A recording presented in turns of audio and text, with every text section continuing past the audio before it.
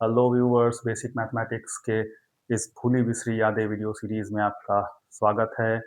आज की वीडियो में हम लोग जानेंगे प्राइम फैक्टराइजेशन, एचसीएफ, एलसीएम इत्यादि के बारे में जानेंगे। ठीक है, एक बार फिर से अपनी यादें ताज़ा कर लीजिए और चलिए एक जर्नी पर निकल चलते हैं। ठीक है, हम लोग पिछले वीडियो में जान गए थे positive integer, negative integer, sorry integers, फिर whole number, prime number, composite number इत्यादि के बारे में। आज हम लोग शुरुआत करेंगे प्राइम फैक्टराइजेशन से। ये एक बहुत ही इंपॉर्टेंट प्रोसेस है और इससे रिलेटेड एक मजेदार बात, कॉमन मिस्टेक के बारे में बताऊंगा। देखो, प्राइम नंबर तो आपको पता चल ही गया है, या तो पहले से पता था या आप अपनी अपनी हमारी सीरीज की पिछली वीडियो देख चुके होंगे। तो प्राइम फैक्टराइजेशन में करते क्या है, आपको कोई नंबर दिया हुआ रहता है और आप उसको प्राइम नंबर से ही डिवाइड करते जाते हैं और उसका फैक्टर्स निकालते हैं। जैसे मान लीजिए आपको 24 दिया हुआ रहा, तो आप क्या करेंगे, इसको सबसे पहले किसी प्राइम नंबर से भाग देंगे, जैसे 2, 3, 5 इस तरह के नंबर से। इवन नंबर है, 2 से कटेगा, कितने बार में गया, 12 बार में। फिर आप इसको 2 से काट सकते हैं, 6 बार में गया। फिर 2 से लगाएंगे, 3 बार में गया। ठीक है, यहाँ भी एक प्राइम नंबर आ जा रहा है, 3 प्राइम नंबर है, तो यहाँ पर आप रोक दे सकते हैं। अब आप इसको इस तरह से लिख सकते हैं कि 24 जो हुआ 2 इंटू 2 इंटू 2 इंटू 3 हो गया। अर्थात आप इसको ऐसे लिख सकते हैं, 2 का क्यूब यानी 3 बार है इसलिए, और इंटू 3। पावर नहीं लिखते हैं, मतलब पावर 1 समझ लिया जाता है। ठीक है, तो ये जो चीज है ये होता है प्राइम फैक्टराइजेशन। अब क्या होता है ना, मैंने देखा है बहुत सारे बच्चे इस प्रोसेस को एलसीएम करना कहते हैं। यहाँ तक कि कुछ टीचर्स भी हैं जो कहते हैं कि ये जब इस तरह का कुछ काम करना रहता है तो कहते हैं कि एलसीएम करो, एलसीएम करो। अरे भैया, ये एलसीएम नहीं है। ठीक है, तो फिलहाल तो आप समझ गए प्राइम फैक्टराइजेशन होता क्या है। अब देखिए, अब मान लीजिए आपके पास दो इंटीजर्स हैं। ठीक है, एक इंटीजर है ए, एक है बी। आप क्या कर रहे हैं, आपको पता लगा कि ए डिवाइड्स बी है, अर्थात इसको सिंबॉलिक वे में ऐसे लिखते हैं, ए डिवाइड्स बी। ठीक है, तो कोई एक एग्जांपल ले लेते हैं, जैसे मान लीजिए 6 से आप 96 को काट सकते हैं, 16 बार में कट जाएगा। ठीक है ना, तो इसको आप ये नहीं लिखेंगे, ये गलत बात है। हाँ, इसका मतलब बनेगा 6/96, आप वो पॉइंट में ला सकते हैं आंसर। ठीक है, बट ये बताने के लिए कि ए डिवाइड्स बी इस तरह से लिखना, ये गलत बात है। ऐसी गलती वैसे कोई करता नहीं है। तो देखिए, जब कोई संख्या किसी संख्या को पूरी तरह से काट दे, मतलब भाग लगा दे, तो हम कहते हैं कि वो डिविजिबल है। जैसे एक एग्जांपल आपको दे दिया जाए, अगर आप ऐसे कहें कि 125 इज डिविजिबल बाई 5। ठीक है, मतलब 5 से इस 125 को आप काट सकते हैं, शेषफल कुछ नहीं बचेगा। इस सिंबॉलिक फॉर्म में आप ऐसे लिखेंगे, 5 डिवाइड्स 125। ठीक है, ये भी सही बात है। अब यहां ये जो 5 है ना, ये इसका एक फैक्टर हो गया। ठीक है, और ये वाला जो है इसका मल्टीपल हो गया। ठीक है, तो अगर दो संख्याओं में ऐसे डिविजिबिलिटी वाला ये है, संबंध है, तो एक फैक्टर बनेगा, दूसरा मल्टीपल बनेगा। आप समझ गए, तो जिससे आप भाग लगा रहे हैं वो फैक्टर बनेगा, और जिसको भाग लगा रहे हैं वो मल्टीपल बनेगा। ठीक है, इस हिसाब से आप ऐसे भी ले सकते हैं, जैसे आप ये कहिए ना कि 3 डिवाइड्स 24। ठीक है, तो आप कह सकते हैं कि 3 is a factor of 24 and 24 is a multiple of 3। ये m नहीं है, ये 24 है। 24 इज अ मल्टीपल ऑफ 3, ऐसे कह सकते हैं। ठीक है, तो फैक्टर और मल्टीपल आपको क्लियर हो गया। अब हम लोग जानेंगे डेफिनेशन। देखो पहले से लिख के रखा है ना, इसको लिखने में टाइम लगता, बेकार का वीडियो लंबा होता। अब इतना हम लोग जान गए क्या, फिर से याद कर लिए। नाउ अब हम लोग देखेंगे जीसीडी या एचसीएफ। देखिए जीसीडी ग्रेटेस्ट कॉमन डिवाइजर या एचसीएफ का मतलब हुआ highest common factor. Highest common factor, GCD मतलब ग्रेटेस्ट कॉमन डिवाइजर। इसका परिभाषा आप देख रहे हैं क्या लिखा हुआ है, ए पॉजिटिव इंटीजर डी। ये देखो यहाँ स्ट्रिक्टली एक चीज ध्यान दो, positive integer D is called GCD और एचसीएफ ऑफ टू इंटीजर्स, यहाँ भी दो इंटीजर हैं, A and B, if D is the greatest number that divides both A and B. ठीक है, तो चलो एक एग्जांपल से क्लियर करते हैं इसको। अब जैसे मान लो आपके पास दो नंबर है, एक है 12 और एक है 18। ठीक है, बड़ा अच्छा नंबर है ये दोनों। तो आप जानते हैं कि ये जो 12 है, ये सबसे पहला तो भैया एक से कटेगा, हम्म, दो से कटेगा, तीन चौके 12, ठीक है, 6 से कट जाएगा और अपने आप से कटेगा। 18 की जहाँ तक बात है, ये 1 से कटेगा, 2 से कटेगा, 3 से कटेगा, 6 से कटेगा, 9 से कटेगा, अपने आप से कटेगा। ठीक है, तो अब ये जो चीज आप देख रहे हैं, ये सब 1 2 3 6 12, ये क्या हो गया, ये फैक्टर आ गया। ये सब भी क्या आ गया, फैक्टर आ गया।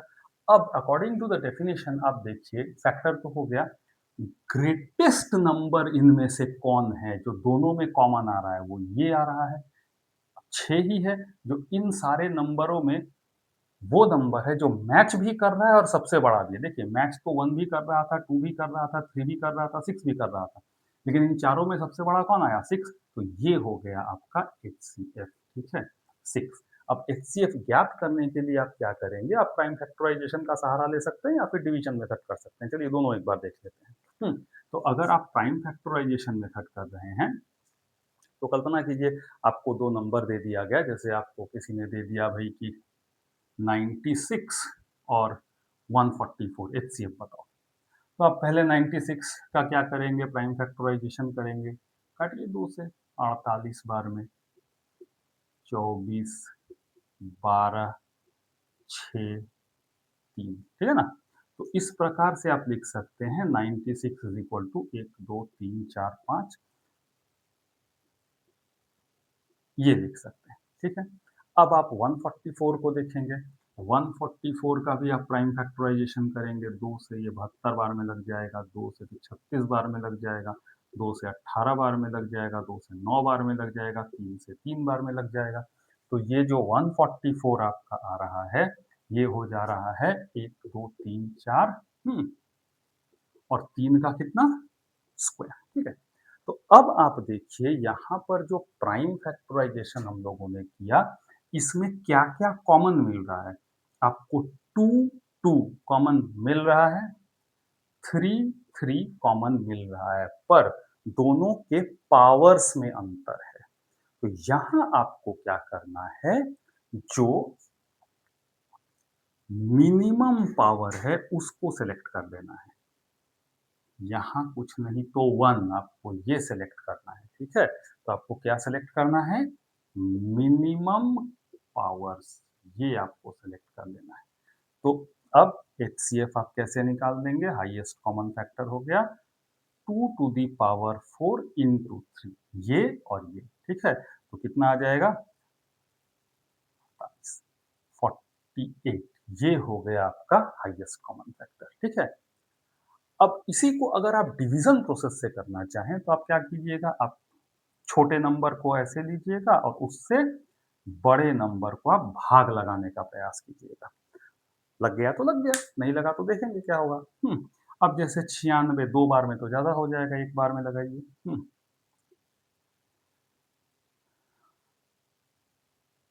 48 शेषफल बचा।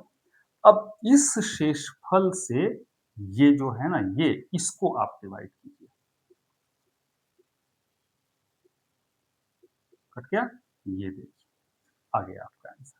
तो लास्ट में जहाँ आपका शेषफल आ रहा है, शेषफल जब पूरा कट जाए, तो उसके लिए जो ये डिवाइज़र है, यही होगा एचसीएफ, यानी एचसीएफ आपका हो गया 48। हुँ।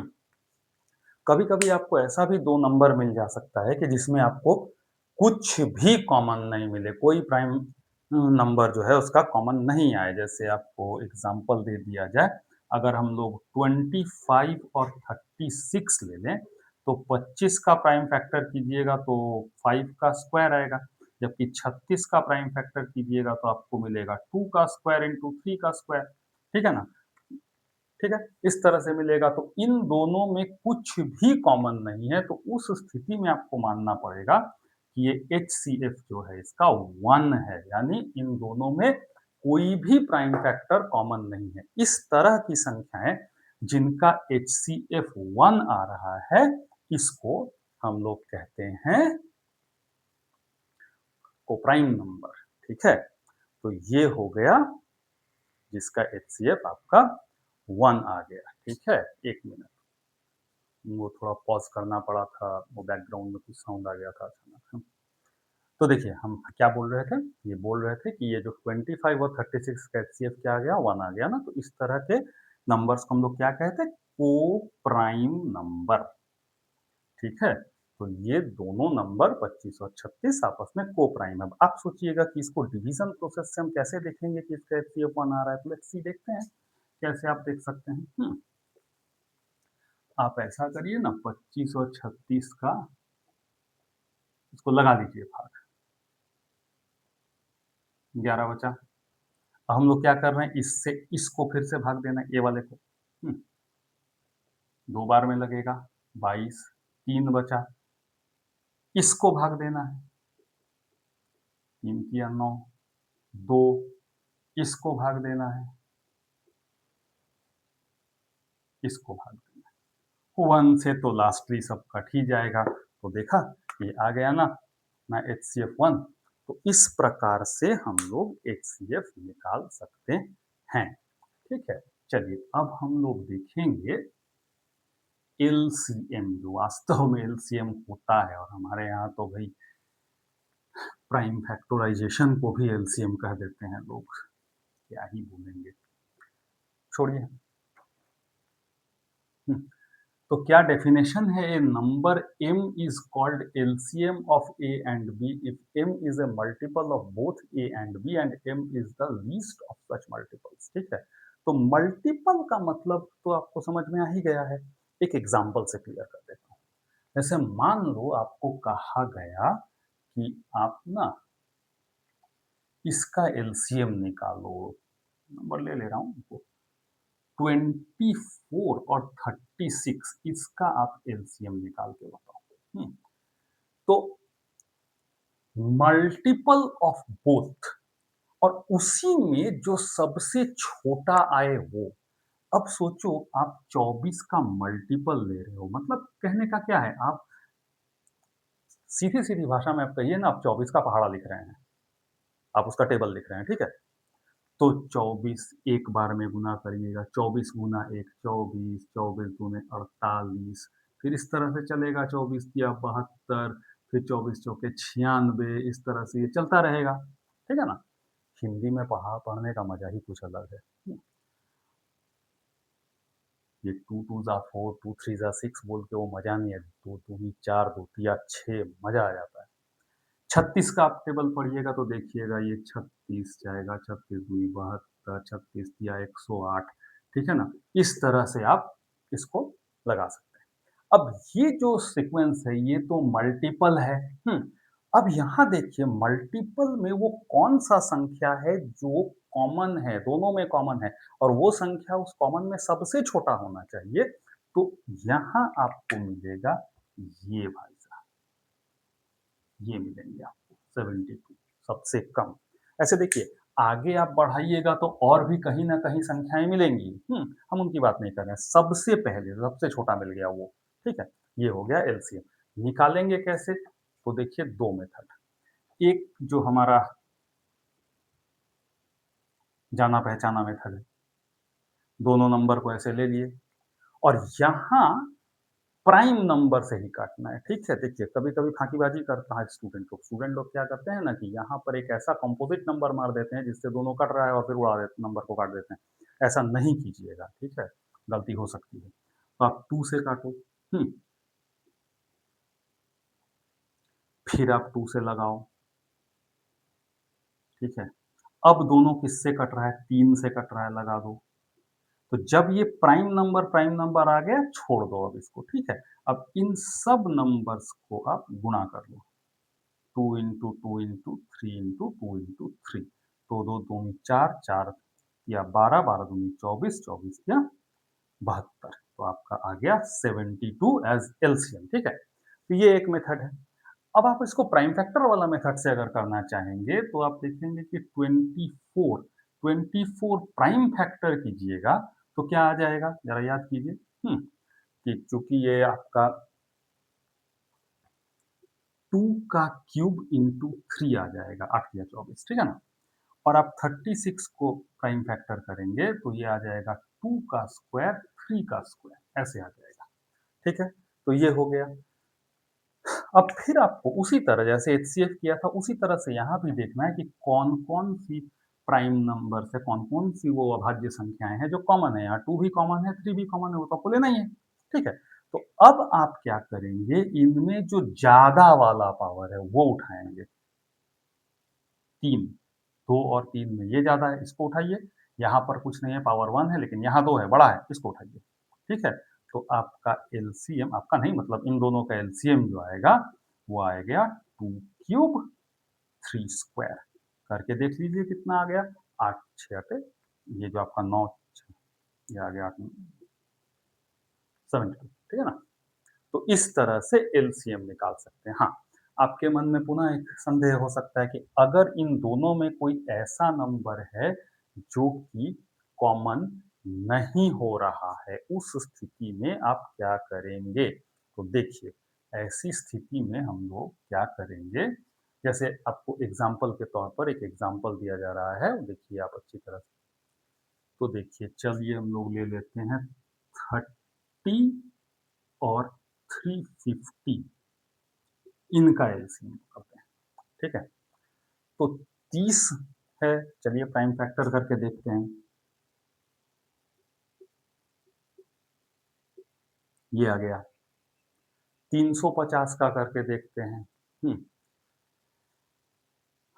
2 5 का स्क्वायर 7 ठीक है ना 25 50 ठीक अब यहाँ देखिए यहाँ ऊपर वाले के पास 7 नहीं है नीचे वाले के पास 3 नहीं है आप इसको ना ऐसे आप देखिए जरा देखिए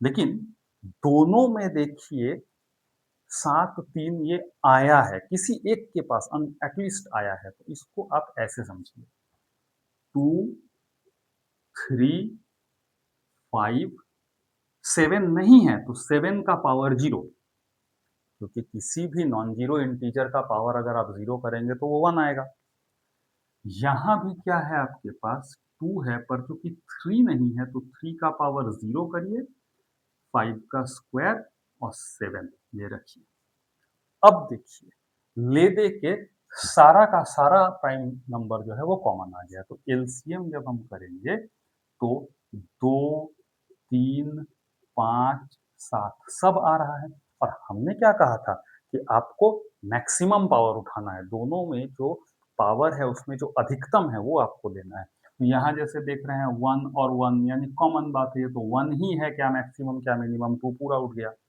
यहाँ पर इसके पास 1 है पर यहाँ पर 0 है तो मैक्सिमम 1 है यानी यहाँ पर भी 1 उठेगा यहाँ देखिए 5 है इसका पावर 1 है यहाँ पावर 2 है ये ज़्यादा है तो यहाँ 2 उठ गया और 7 और इसमें देखिए यहाँ 0 है और यहाँ 1 है तो मैक्सिमम यहाँ पर 1 है तो ये उठ गया ठीक है तो अब इसको आप मल्टीप्लाई करके देख लीजिए कितना आ रहा है 5 दूनी 10 या 30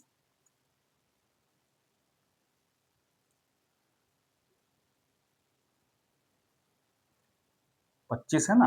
25 दूनी 50, 50 या 150, 150 को 7 से गुना करिएगा तो 1050। तो ये आपका आ गया एलसीएम, ठीक है? तो यही बस कहानी है। तो अब आप समझ रहे हैं कि 30 से ये कट जाएगा, 350 से भी ये कट जाएगा, ठीक है? तो यही वो नंबर है, इस तरह से आप एलसीएम निकाल सकते हैं, ठीक है? तो आई थिंक या आई होप आपको ये सब फिर से एक बार याद आ गया होगा, ठीक है ना? तो आगे देखते हैं। देखिए, कहने को तो बहुत कुछ बताया जा सकता है आपको, नेगेटिव नंबर्स का एलसीएम, फिर अगर एक संख्या 0 हो तो वहाँ एचसीएफ एलसीएम कैसे आएगा, ये सब बताने के लिए बहुत कुछ है, ठीक है ना? तो लेकिन इस वीडियो सीरीज़ जो ये लेवल ए चल रहा है, इसका उद्देश्य क्या है कि आपको जस्ट याद दिला देना जो आप भूल चुके हैं बेसिक्स वो। तो इसलिए इन वीडियोज़ में इतना ही आपको दूँगा। आपका सपोर्ट मिलेगा तो आगे और भी एडवांस्ड लेवल की वीडियोज़ लाऊँगा, ठीक है ना? तो आप बने रहिए हमारे साथ, हमारा सपोर्ट करते रहिए और हमारा हौसला भी बढ़ाते रहिए, ठीक है? तब तक के लिए हैव अ गुड डे।